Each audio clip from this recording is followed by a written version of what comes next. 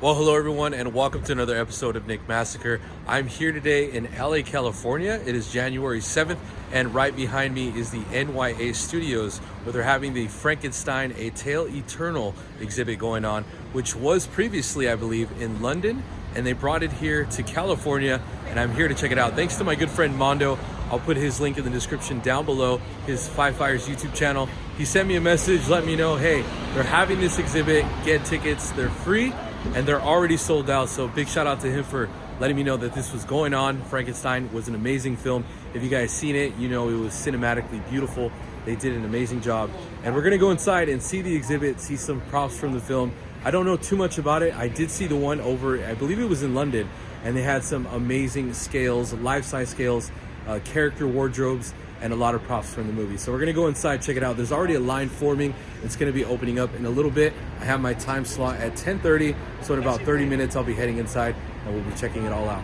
So I think they're having a little bit of a late start because my time slot is in about 5 minutes, unless I got the first time slot, I'm not too sure, which is 10:30, but you can see the line goes all the way and stretches down to the end of the street. When I got here, it was kind of like a few people. There was like 5 people and it stopped like right there where the light pole is. But now it's going all the way down. Very popular. Tickets sold out, I believe, yesterday, which was like the second day. This is either the second or third day that it's been open. But very exciting to go inside because I know there's going to be a lot to see. Love the movie Frankenstein, and pretty sure I'm going to love the exhibit. Let's get in line before we're not able to get in. All right, starting inside. Are these for purchase? No, it's on the way back. We'll give you. Oh, cool. But Okay, on the way out. Thank you.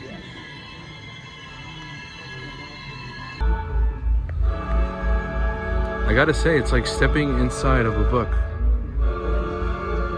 Beautiful. A little bit about Mary Shelley. And of course, Mary Shelley herself. Right along another book of hers.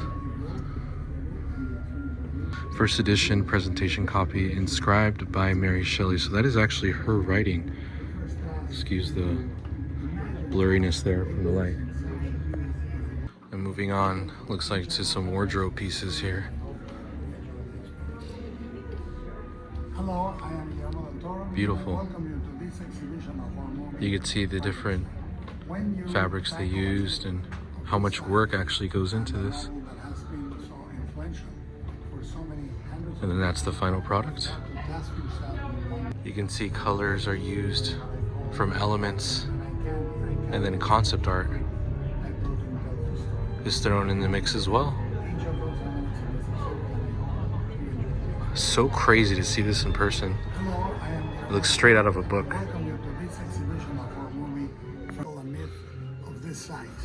And a novel that has been so influential. The man himself, Guillermo Del Toro. For so many hundreds of years, you have to task yourself with one thing: making it evoke the book and the experience of reading it, and making it entirely new for an audience encountering it. In order to do that, now obviously he didn't write Frankenstein, but he was definitely inspired by Mary Shelley. The first task is to imagine how images and sound. This corridor is beautiful with all the photos. Like I said, it feels like walking through a book. In this exhibit, you will see how we arrived to designing. And I say it feels like a book because you can see the pages and the pictures are laid out across the wall. And there's lots to read. Costume design. Some more images on how they put everything together.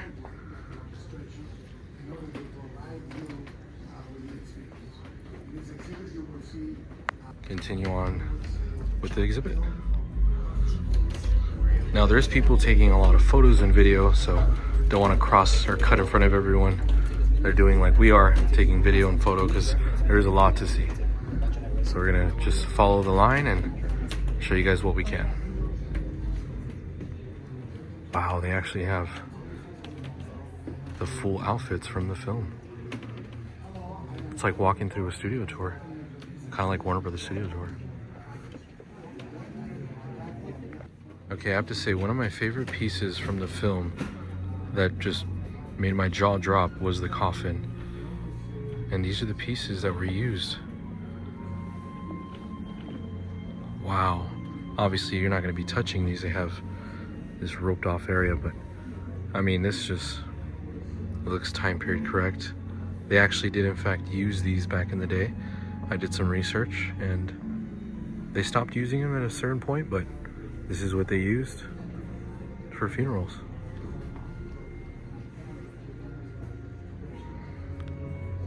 Photos of concept art, wardrobe.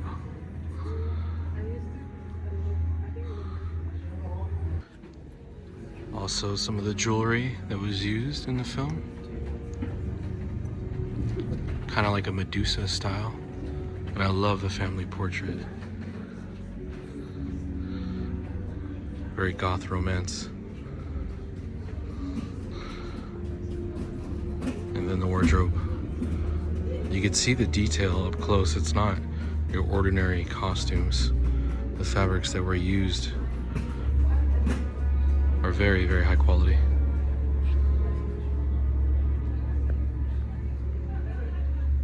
Down to the jewelry.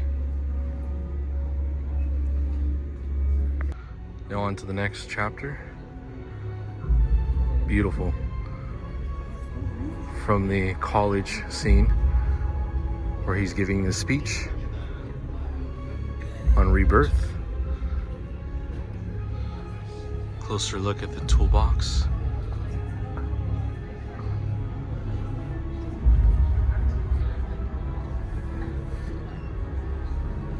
And the piece that was used for the demonstration. And Victor's stunning suit.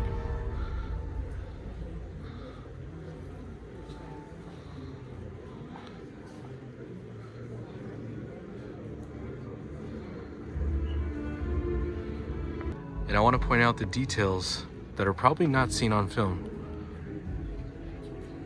but are there. You even got some on the side pocket there.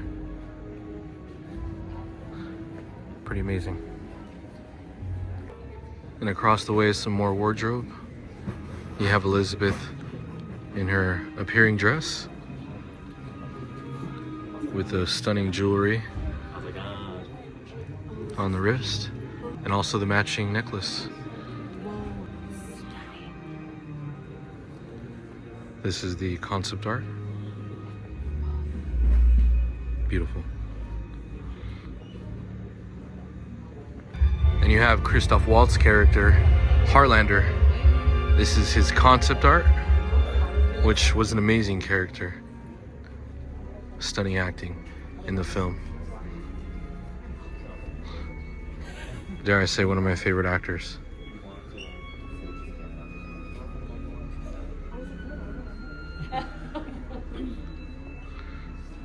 You can see it gets a bit crowded in here. So if you are coming, bring your patience. Here you have some more wardrobe from Elizabeth when she went to visit Victor in his lab. And they also have the prop of the cadaver that he was using as an experiment in his office. That looks so real. It's amazing how the special effects can make a difference in a movie. There's also the nerve demonstration board that they were using in the film as well. The details on that is amazing. So many details in this film, and that's what makes it so great. And of course, the setting in the lab, Victor's lab outfit with his red gloves. The colors and fabrics used in the film were very distinctive. You have velvet, leather, reds, blacks, and it gives the film a goth vibe for sure. Here's a closer look at the rib cage style chess piece that was used in the film. With the center, I want to call it a coil, but very amazing. You could even see the spikes underneath. And then the headpiece that goes above the monster.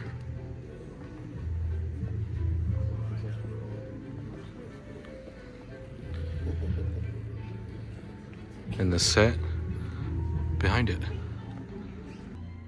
So here's a small scale model of the actual operation table, as you would want to call it. Like I said, very detailed. If you were filming this, you wouldn't know the difference of the size because of the detail. But again, like concept art, this is one of the steps to making these things come to life.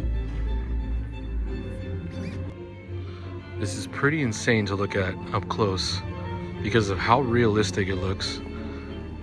It looked very real in the film, and in person it looks even more realistic. The details they had to do, the research they had to do in order to make this very accurate and look real is insane. But the operation table, all the tools, the concept art is all here for viewing.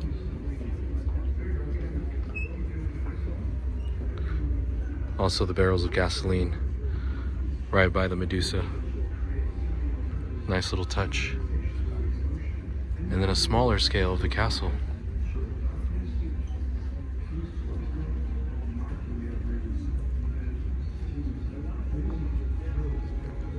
The details on this are just insane. Here's the side view of the cadaver, or the monster I should say, while he's in the midst of being put together.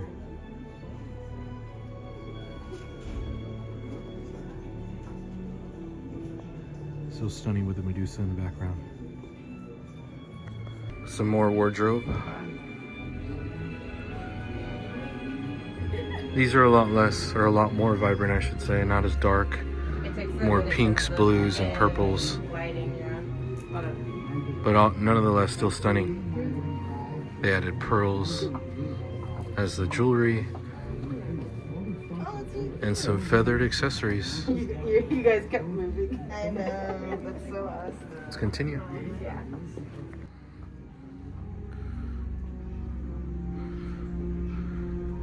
Now, if you notice on all these wardrobes, there's lots and lots of layering. That's what they all have in common, and that's what gives the outfit some depth. Makes it very stunning in person and on camera. So here's a perfect example of the steps that are taken before the wardrobe is made. They rely on the artist for the concept art,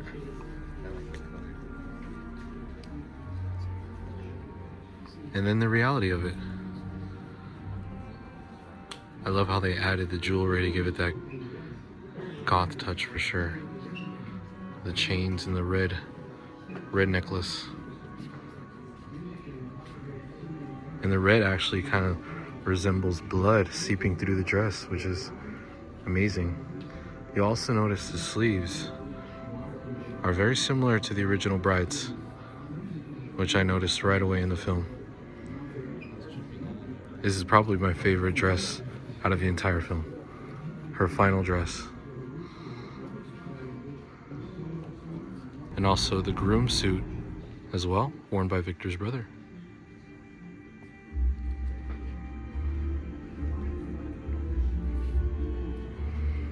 The transparency on this is so stunning.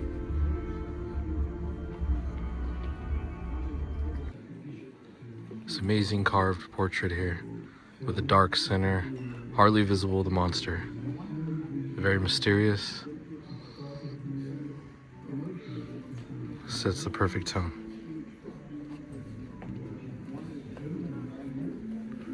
I believe this is supposed to be her window. Just looking through, seeing her with the dress So many thoughts going through his head. You could see her in the reflection there. It's a very powerful story. Now moving on to the ship scene, you have the sailors' uniforms. Now, not as layered and not as romantic and gothic, but very detailed with the frost and the snow. That is not an easy effect to do.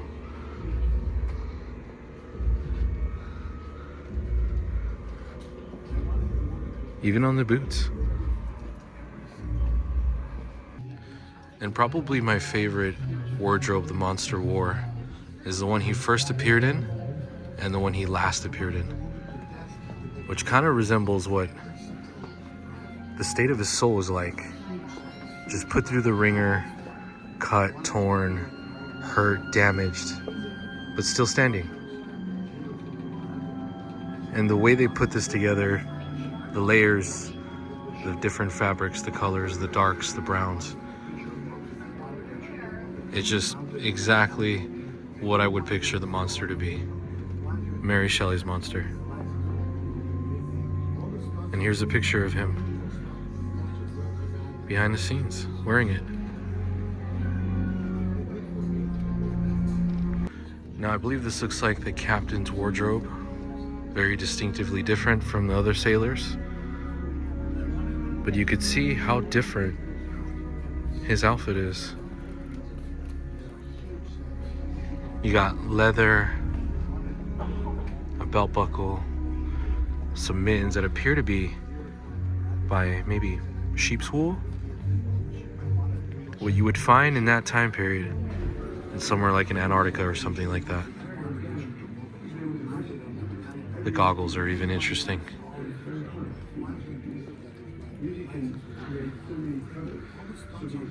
Now this, I'm not sure if this is the captain's desk or if this is like the father of Victor's desk. Either way, these pieces that were used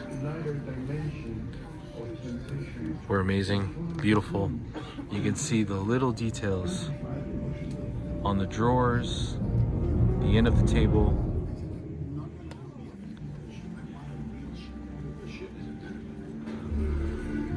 Pocket watch as well, which leads me to believe this is the captain's table. You even have a map here.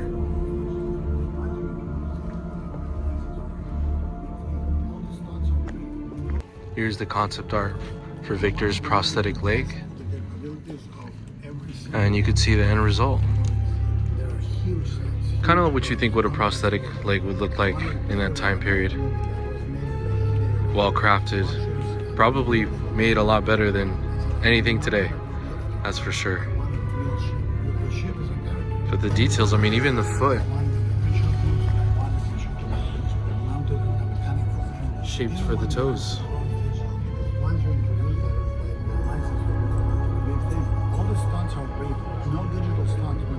And you have Guillermo talking about all the stunts that were in the film were not digital. They were all real stunts by real stunt actors.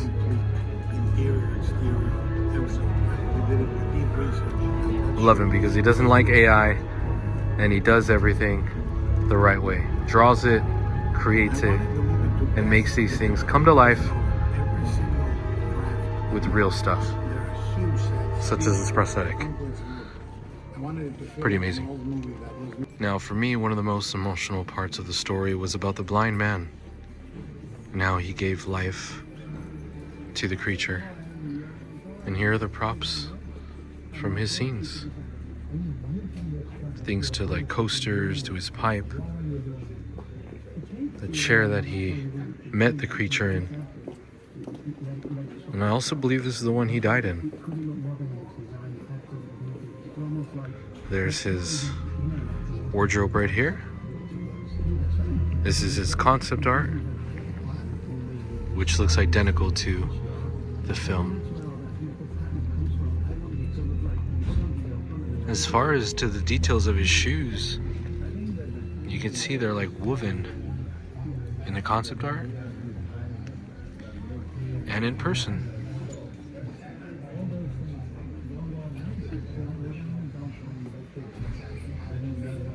Now, if you notice, he has a cross on his cape there, and he's also carrying a rosary, which means he was a man of God. He did teach the creature the story of Adam and Eve, the very first story ever. And he gave a different perspective to the creature from what he knew from Victor and the world that he had experienced already. This is actually probably the Bible that he read. I'm not sure if it's the Bible or it must be. It's in looks like to be in a different language. Yeah, the story of Adam and Eve, the Garden of Eden. I believe this is, I'm looking at the language, I would say it's the story of the forbidden fruit, because I think that's forbidden. Correct me if I'm wrong, but this is the story that he did read to the creature. You can see the snake there, Adam and Eve, and the angel that casted them out. Now here's a good look at the creature without his hood when he was more verbal. And this is probably after he spoke with the blind man, or probably while he was with the blind man, when he was out on his own maybe. But this looks so realistic and amazing, down to the moisture on his face, the details on his throat, his chest. Yeah, it might be better like straight on. Amazing.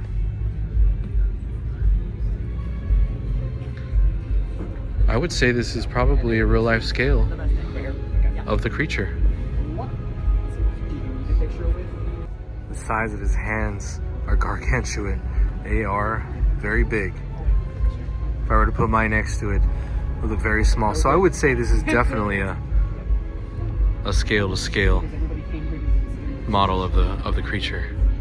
Yeah, it was like, when did they announce it? Yesterday? Here's another wardrobe of the creature from when he was in the forest area and when he saw the deer getting shot. You could see the turf on his jacket and his back, and then the outline of his spine area. Even the details you don't see in the film were still put in, which I could admire. And then the terrain obviously took a toll on his coat. And there he is in the background with the outfit. Now I know I keep saying this is my favorite part of the film, but this was actually one of the coolest scenes of the film, is when the dark angel came to life for the young Victor. Starts off as the statue when he's praying to it, and then it comes off to a totally different form, which is in that picture right there. What an amazing depiction of a dark angel. Continuing on, like I said throughout the book, talking about the creature's design. So expressive, and all those things don't go unnoticed. You know, they can only come from decades of passion. I think that's when we knew we hit the jackpot with Jacob. There's the design of the creature. What are you doing when you school? I think it, without sounding really cliche, you just have to Pretty insane. let it sculpt itself. So having Jacob Elordi's face and then doing a lot of concept art, they were able to sculpt a design to show you what the finishing product would look like. They knew right away he was the perfect candidate for the creature. And then off of this, they created the real thing, put it together, and that was the final product.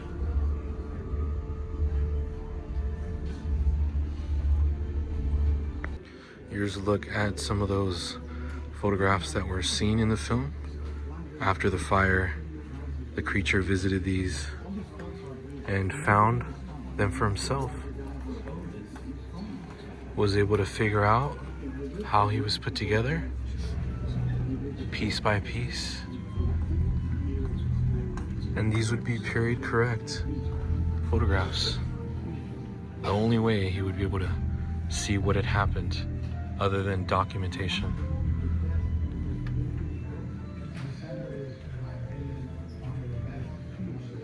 Now, standing by the creature, you can see how tall he is. I would say this is a life scale of the creature. He's very tall. Jacob Elordi in real life, he's about, I want to say 6'7", and that's about right, looking at the height and seeing how tall he is. He is on a little platform, but just take a look at his hands. The difference in size is gargantuan. And the details on his eyes and his face. Beautiful. Down to the moisture on his skin.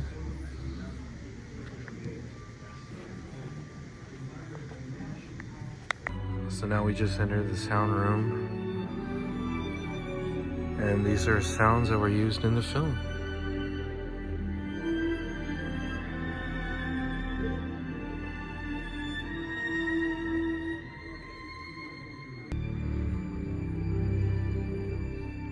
So just finished up with the exhibit. They ended up giving us the tote bags. They gave me one, and they also gave you one too, right? Yeah, how did you like it? I really liked that exhibit. It was so good. Yeah, I was telling them in the beginning of the video that they had it in London before the movie came out, and I was kind of like jealous. I was like, I want to go through there. I remember seeing those videos, and I remember showing you, and I was like, this is really cool. Like, I wish we got cool stuff like that here in LA. And we got it, and tickets sold out. You could see the line is not as long as earlier, but it is full, and you got to get here early if you have tickets. They will deny you if you missed your time. They're very strict, but you can see there's also a small line here. But yeah, definitely worth it. I mean, it was free, you can't go wrong, but it was definitely worth the drive over here to LA, because you know the drive to LA is never fun. But it was I mean, you got a free tote bag, and we didn't even have to pay for the exhibit. But thanks to Guillermo Del Toro and the Frankenstein team, they did an amazing exhibit.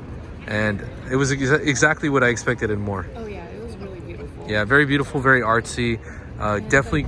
The cadavers, I guess you want to call them. Yeah. Those were so realistic. Very realistic. So crazy. It's like the ones that were used in the film. Yeah. It was amazing. You could see all the details in person. His face on the cadaver looks like Jacob. It looks just like him. They even go through the depth with the sounds and everything that goes into the film. So it was a lot to see. Definitely appreciate it a lot more. Guillermo Del Toro is just a perfectionist, and I love his work. This film was by far one of the best films of 2025, and I'm glad I got to experience the exhibit.